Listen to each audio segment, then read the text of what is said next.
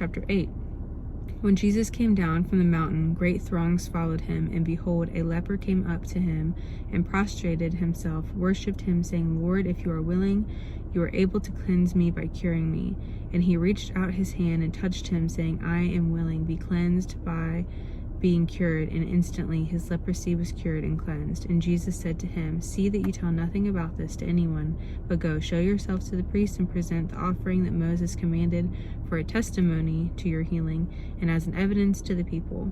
As Jesus went into Capernaum, a centurion came up to him, begging him and saying, Lord, my servant boy is lying in the house, paralyzed and distressed with intense pains. And Jesus said to him, I will come and restore him.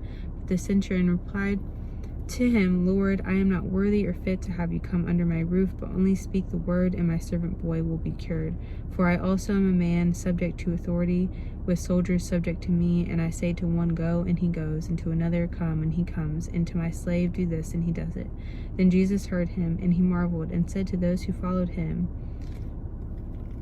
I tell you truly, I have not found so much faith as this with anyone, even in Israel. I tell you, many will come from east and west and will sit at the table with Abraham, Isaac, and Jacob in the kingdom of heaven, while the sons and heirs of the kingdom will be driven out into the darkness outside, where there will be weeping and grinding of teeth.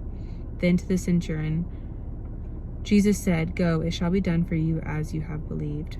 And the servant boy was restored to health at that very moment. And when Jesus went into Peter's house, he saw his mother-in-law lying ill with a fever. He touched her hand, and the fever left her, and she got up and began waiting on him.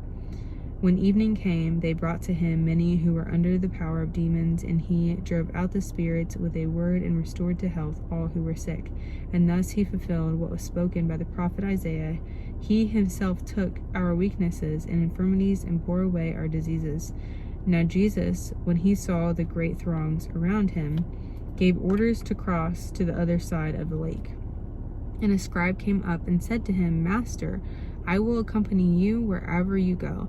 And Jesus replied to him, Foxes have holes, and the birds of the air have lodging places, but the Son of Man has nowhere to lay his head. Another of the disciples said to him, Lord, let me first go and bury my father. But Jesus said to him, Follow me and leave the dead to bury their own dead. And after he got dead in sin to bury their own dead. And after he got into the boat, his disciples followed him, and suddenly, behold, there arose a violent storm on the sea, so that the boat was being covered up by the waves, but he was sleeping. And they went and awakened him, saying, Lord, rescue and preserve us. We are perishing. And he said to them, Why are you timid and afraid, O you of little faith? Then he got up and rebuked the winds and the sea, and there was a great and wonderful calm. And the men were stunned with bewildered wonder and marveled, saying, What kind of man is this, that even the winds and the sea obey him? Imagine that. Jesus in a boat, and these guys are like, This storm, Jesus, why are you letting this happen? And he gets up and says, Calm.